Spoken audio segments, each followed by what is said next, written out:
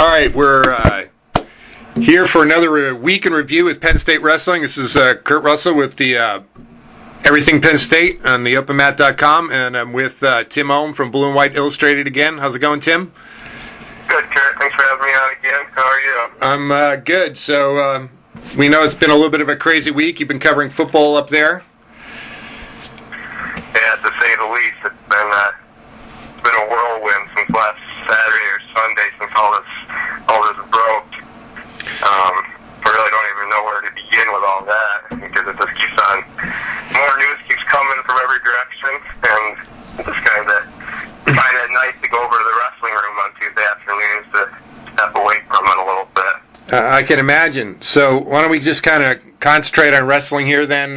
You got to see some of the matches in Bloomsburg. Did anything stand out there for you over the weekend? Right off the bat, I mean, Nico Megaludis' match was just kind of caught me off guard. I knew Nico was a talent, but the way he handled Sean Boylan there was just very, very impressive. Nico really wasn't much of a pinner in high school. I mean, of course, he gathered a ton of pins, but he was kind of just a go-getter going all 7 minutes of the match. Well, in college or high school, a little bit less than that, but he came out there, he sunk that single arm bar, he didn't look back. He stuck Boylan. I can't remember what the time was, but it was early first period, and yeah. It was, that really stuck out to me from Nico. And then also the other young gun, Morgan McIntosh, every match I've ever seen him wrestle, it's always been a take him down, let him up battle, and he didn't even score a takedown in that match against Perry at 197. He rode him out really tough, kind of looked like Frank Barrel, small and arrow on top, riding that perch, but that surprised me too, kind of gave me a little bit more confidence in Morgan's mat wrestling ability, because we all knew that he could wrestle on his feet, but he showed that, once he's on top, he can do some damage as well. Yeah, he looked like he was inflicting some pain upon Perry there, that's for sure. All right, we can also take a look at some of the other matches real quickly here. Guess the big question, with Andrew Long being out, who's going to fill in? Frank's not eligible next semester, but he's looking to Derek Reber stepping in, and he didn't look real good on the mat there. Reber had a tough go-around there. Really thought that was his match to win, and I think he knows that as well. But it was a questionable reversal call. I think you got to give it to the Bloomsburg kid, but 2 points separate that match. That match could have gone either way, in my opinion. One thing Cal did mention after the Bloomsburg match, was he felt some nerves coming from Reber. His first match wrestling at Rec Hall, coming from Bucknell last year, where he had more fans at the intra-squad dual meet last week than he'd ever had at Bucknell dual meet in his 3 years there. So he felt a big load on his shoulders going into this match. Felt a little nervous. There's more than 6,000 people out after the Bloomsburg match. Yeah, I think maybe that got to him a little bit, and then by the time he settled in and got comfortable, it might have just been a little bit too late for him. I don't want to count Reber out right away, even though he's going to have a real tough match this weekend against Minnesota. He needs to step up soon now, because like you said, Martellotti should be available come spring. So if Reber wants to hold that spot going into the postseason, he really needs to prove that now. Did you get a chance to talk to Derek today? Actually, didn't get a chance to talk to Derek today, more after the match. He was unavailable for comment after the match. Today he was already busy warming up by the time I had gotten to the wrestling room.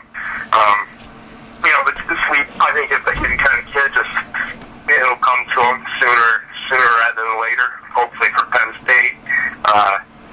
We give him time. If he can come out and have a big match against Thorne on Sunday against Minnesota, then everyone will forget about that. Match lost. That's true. Sam Sherlock coming from behind. I was impressed with that. Yeah, he looked slick, didn't he? He looked real good out there, especially on his feet, which kind of what everyone was talking about coming in. The first time I'd really ever seen Sherlock wrestle live against a different opponent, rather than one of his teammates. So it was nice to see him. He's got some good moves on his feet, nice takedown. I think he too started off nerves got to him. I don't know for sure. Cal or Sam didn't really say anything along those lines, but you got to think about it. Get his first match out at Rec Hall, starting 141, 141. Big hole in the lineup. But he had to have felt some type of pressure coming out, and I think that kind of showed a little bit of a slow start. But like that, he came back. I think he had 3 or 4 takedowns in that match. And yeah, two takedowns 2 times. Period. And he looked to me looked just very strong. Yeah, it's fast, real fast. Tank. Most people, if they don't know Bryce Bussler, his opponent there, guys who know PA wrestling know that Bussler's no slouch. He's had he's won some, I think, medals in PIAAs, and so for Frank to take him out 16-0 in the second period, it looked like he was a man on the mission. Yeah, no, that's for sure. I think that's what you're going to see from Frank most of the year.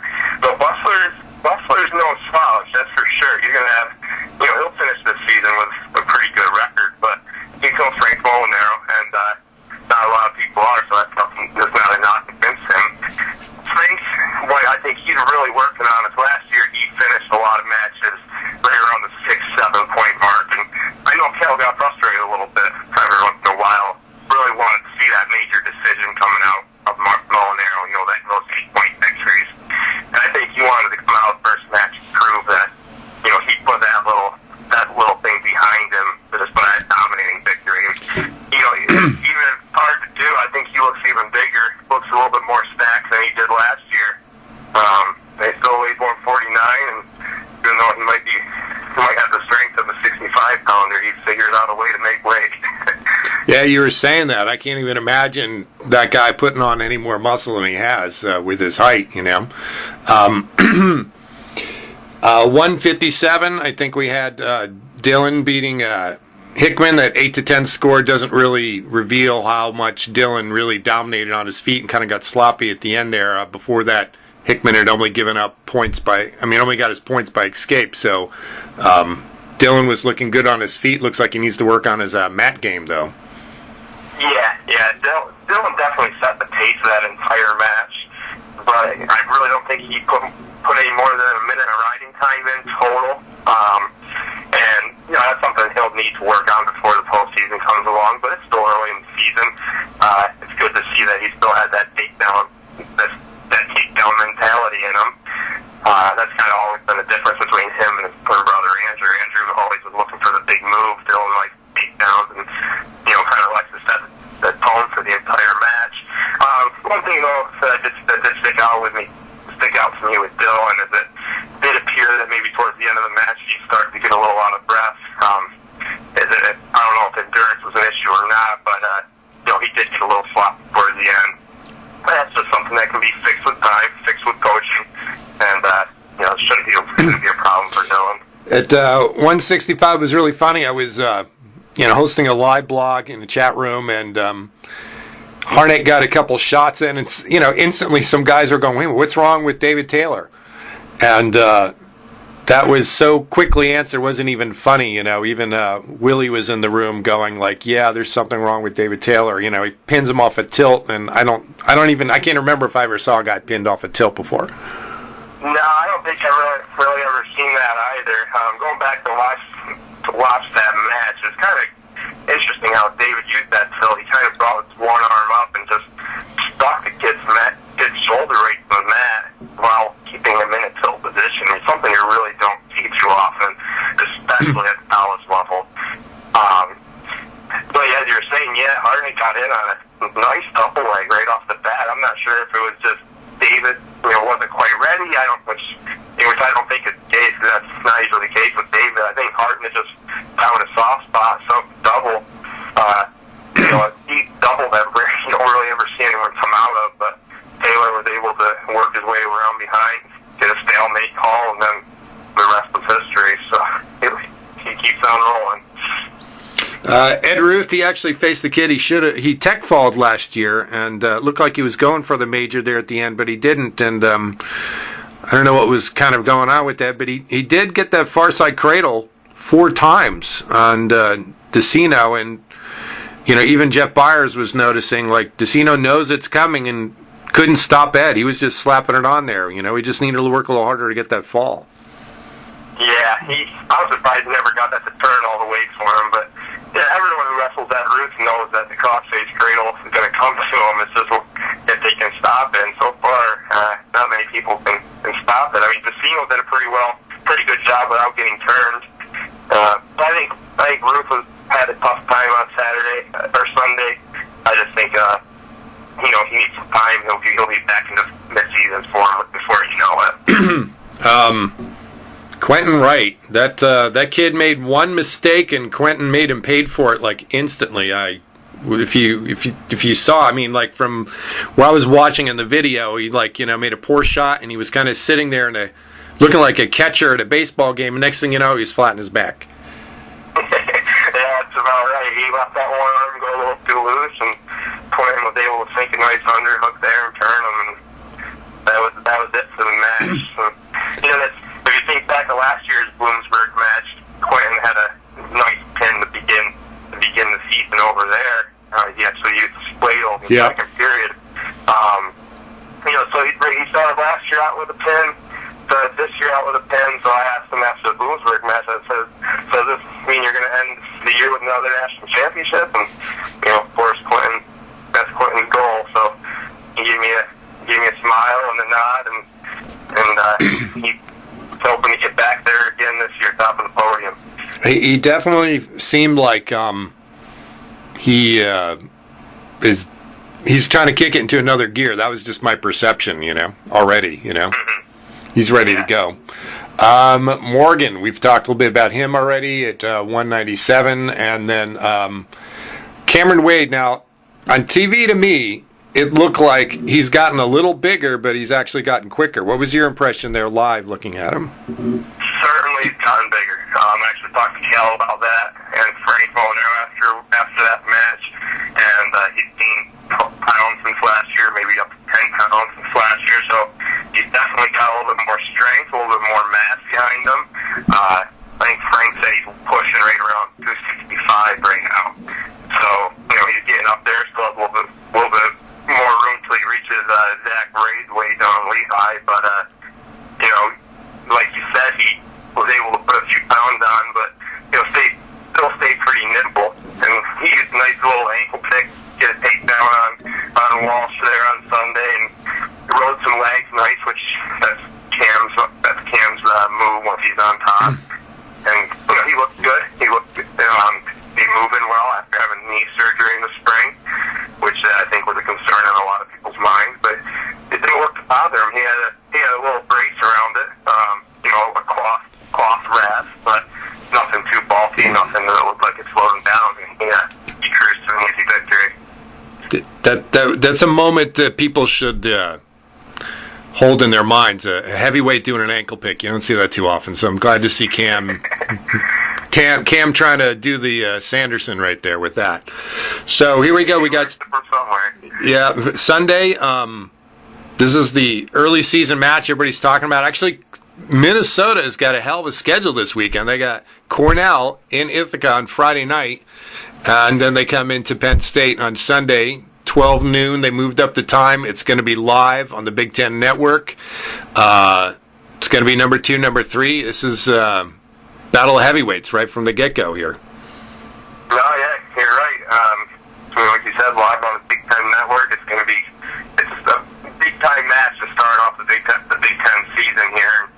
They got a big road test on Cornell on, what do you say, it's Saturday? And Friday. And then, then they come down to Penn State on Sunday. And it's funny how you call it a heavyweight match because we just got done talking to Cameron Wade. He's got another real big-time match coming up against who we got here, Tony Nelson, who's ranked just in front of Cameron at number 3. Well, that's going to be but the funny thing is Cam beat him 2 times last year. Beat him in the duel. Yep.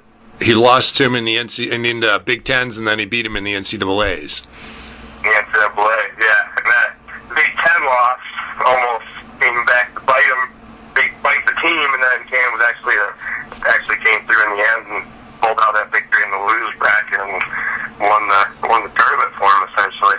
So every single match in here is going to be guys who are fairly evenly matched, going head to head. Starting off with Zach Sanders and Nico Megaludis. Zach, obviously ranked second in the country, going to be a big challenge for Nico. Lots of guys think that Sanderson could actually get the bonus here. It's going to be a really interesting matchup for Nico to get out there and go against a highly ranked guy like that. This is really going to be Nico's true test. Kids run a lot of tough competition in high school. His summer wrestling adventures and all that. But this is going to be his first true test with Zach Sanders, 3-time All-American. He really had a very successful career in the Big Ten. Now, if Nico can come out and even keep this match within a takedown, that's really going to speak volumes for him as a true freshman. Now, if he can take a win, it's going to be quite the upset. But like I said, if he can keep this match within 2 to 3 points, even, that'll be a good step for Nico to, go into the rest of the season. But you better be believing that he thinks he's going to win this. He's got all the confidence in the world in himself, and he's real tough on himself. If he doesn't get a pin or wins by tech fall, there's always something that Nico can do better. So you can bet he's looking into knocking off the number 2 guy in the country right off the bat with the Big Ten debut. So how do you see it happening? Do you got a prediction? Right now, I hate to pick against Nico, but Sanders is a quality wrestler who's proved his worth with 3 different All-American honors. So it's kind of hard to pick against Sanders in this one. So you think Sanders will get the bonus, or you think just regular decision? I don't think he gets the bonus. I don't think he gets the bonus on Nico Megaludis. I agree. 133, we're going to have Reber probably going against Nick Darnez, who is Illinois. David Thorne. Mike Thorne's little brother, who gave Andrew Long a couple tough battles last year. Well, at least in the NCAAs. So this is going to be a good match for Reber to test himself here. Yeah, I'm not too terribly familiar with David Thorne, but if he wrestles anyway like his brother did last year, especially in the postseason, then Reber's really going to have tough times Sunday. But like I said earlier, if Reber can come through with a win over top of a big opponent like Thorne, who's ranked 7th in the country, then everyone will forget about that opening loss. How do you see? Yep. Go ahead. I was going to say, how do you see this turning out? Do you think Thorne wins, Reber pulls out an upset, or how do you call it? I think Thorne will be able to pull this one off. I'm not sure if he gets more points over Reber. This is a match that Penn State can really use as a flex match, because this is going to be a very, very even match, a very even dual meet. So if Reber can get it, that'd be great for Penn State. Thorne just has too good of a pedigree, I believe, for Reber to pull this one out. All right, 141, Sam Sherlock against Nick Darnez, who is, I think, a multiple state Illinois state champion. Very tough kid. Sam's definitely going to have his work cut out for him, though. I think they're going to be pretty evenly matched, though. I think I give the edge to Nick. Yeah, this is going to be a close one, but Nick does have a decorated high school career in Illinois. But Sam Sherlock he was a good wrestler in high school, and he really proved to me on his match against Bloomsburg on Sunday that he's got some good takedowns. He's got a few different moves from on his feet in his repertoire. And I think I'm going to have to go with Sherlock in this one over Darnez. But yet Darnez maybe on paper looks like a better wrestler with his number 10 ranking, but I think Sherlock might even be able to move in the top 20 if he can pull out a win Sunday.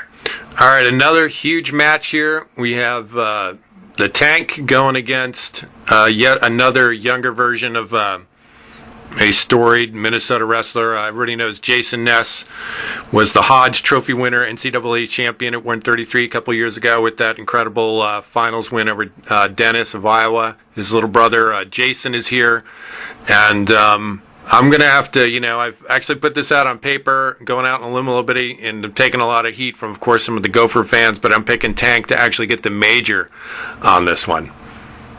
Yeah, if he can get the major, that's going to put all the ghosts from the past saying that he can only get 7-point wins in these big matches like this. But I agree. I think Molinaro is going to be able to pull this one off. Maybe if Ness was 2 years older, maybe this would be a different story. But Ness is still getting used to the college wrestling style. Molinaro is a veteran of this. I don't know if he's going to be able to pull the major decision off, but he's definitely going to get the regular decision. Definitely get the win for Penn State. And also looking at this looks to be the first for sure win for Penn State on this roster. And then at 157, another big, toss-up match. I call it the biggest toss-up in the match is Dylan Alton against Jake Ditchler, who, 3 years ago was an Olympian wrestler. He was Greco-Roman wrestler for the U.S. Olympic team. Total toss-up. You got that right, Kurt. And, it's going to be interesting because I believe both of these kids' styles kind of match each other. They both, like being up on their feet. Dylan's going to want to attack the legs a little bit more, but I think you're going to see some good foot battles on this match. I don't really know who's going to take this one. Like you said, it's a complete toss-up. But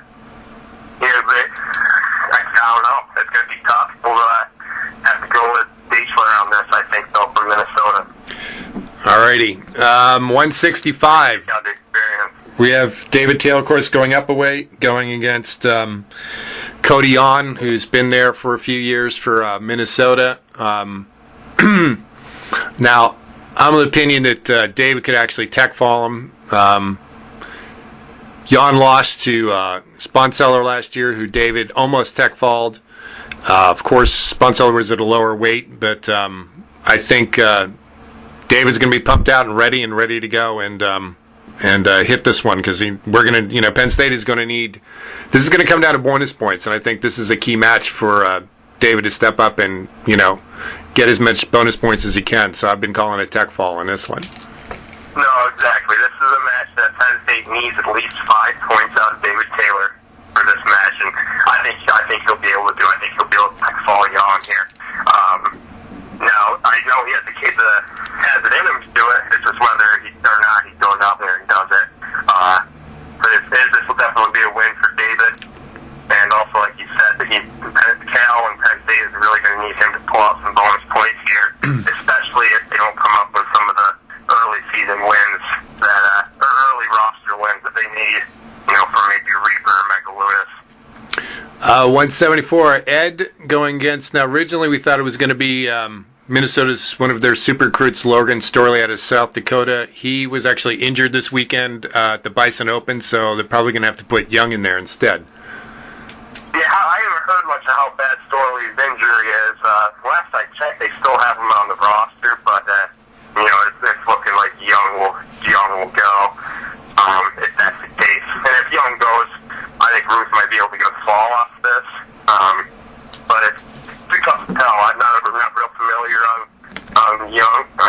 I think if they said Storley out, it would be a little bit different story. I think Ruth takes this either way. Quentin against Steinhaus. This is another one of these repeat matches here, like with Cam. Last year, Quentin got majored up in Minnesota and then won the Big Ten final, and then won, I think, was it it was either second round match or quarterfinal against Steinhaus. So Quentin's leading that 2-1. I'm actually calling Quentin just my gut thinking Quentin's like on a mission, and then I'm calling for him to return the favor to do a major on Steinhaus. Though again, I'm sure a lot of Gopher fans are going to be saying that Steinhaus is going to actually win this. They have the right to say that because Steinhaus did major Quentin last year, like you said. But I think this is Quentin's all the way. I don't know if he is going to major Steinhaus, but I think Quentin does pull this out in a decision. Probably going to be a pretty close match. I talked to Quentin actually today, and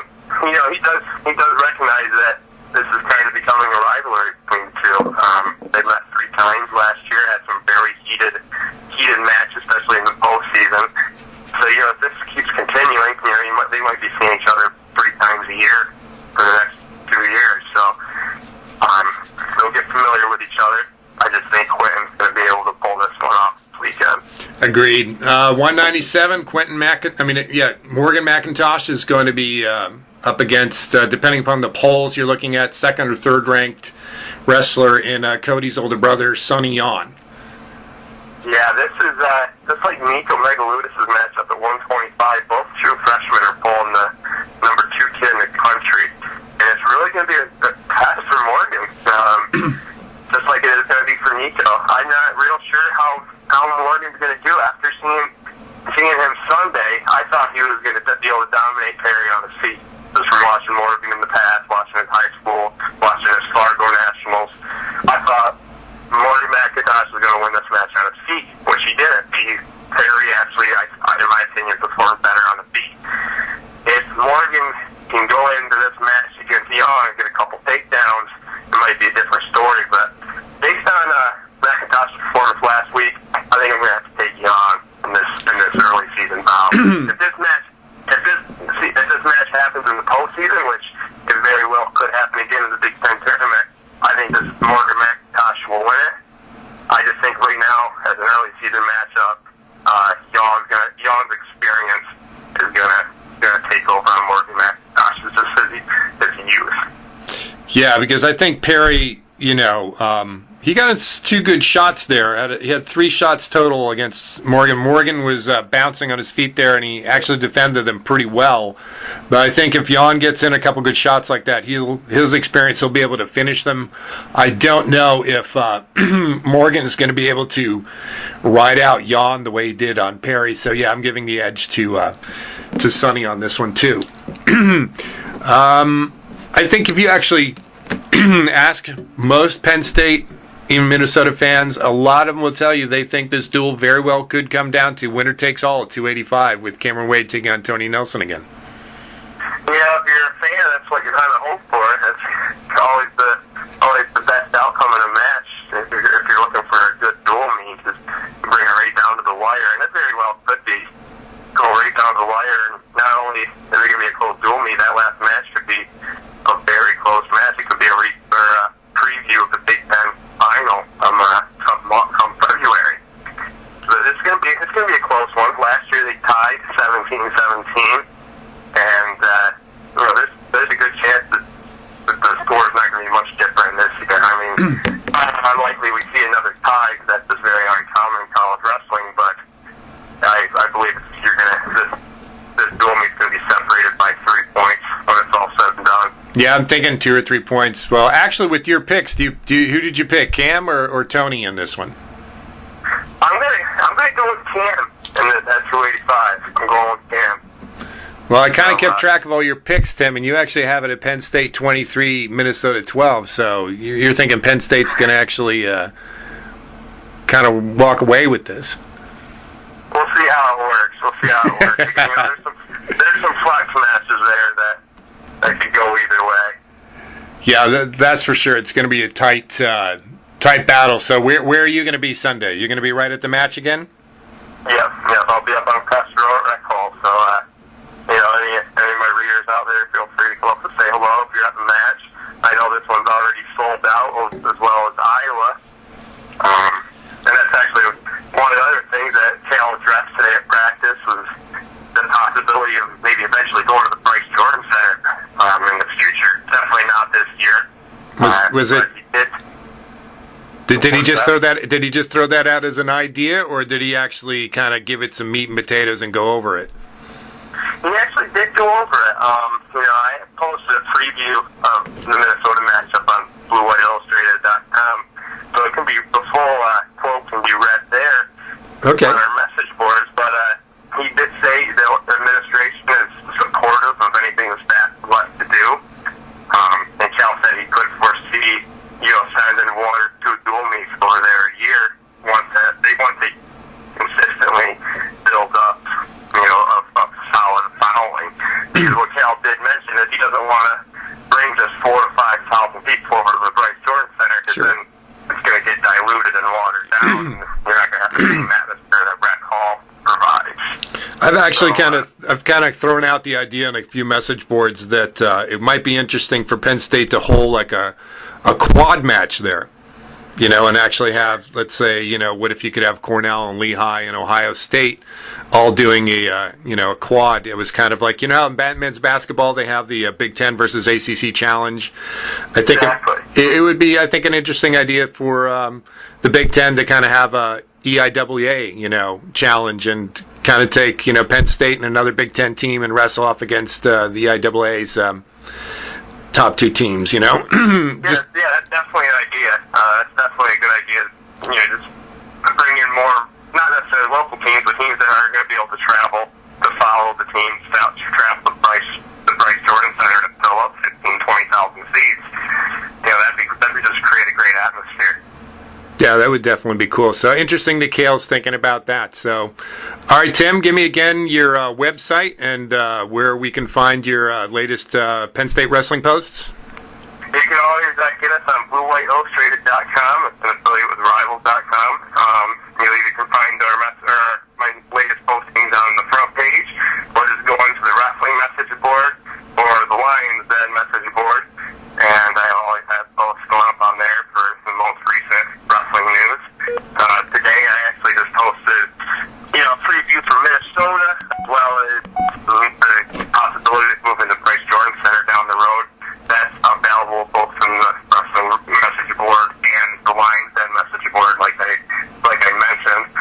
You can also follow me on Twitter at Tim_Owen, BWI. And that's, I tweet right from wrestling practice when I'm there on Tuesdays, and I try tweeting as many results as I can at the match on Sundays or Fridays, whenever they are. That's where we get the most coverage out of there. Like I said, the Twitter handle is Tim_Owen, BWI, and the website's BlueWhiteIllustrated.com. Okay, Tim, thanks for all your input, and then we'll talk again next week. Thanks a lot. We'll talk after Minnesota. Great, and you enjoy yourself Sunday.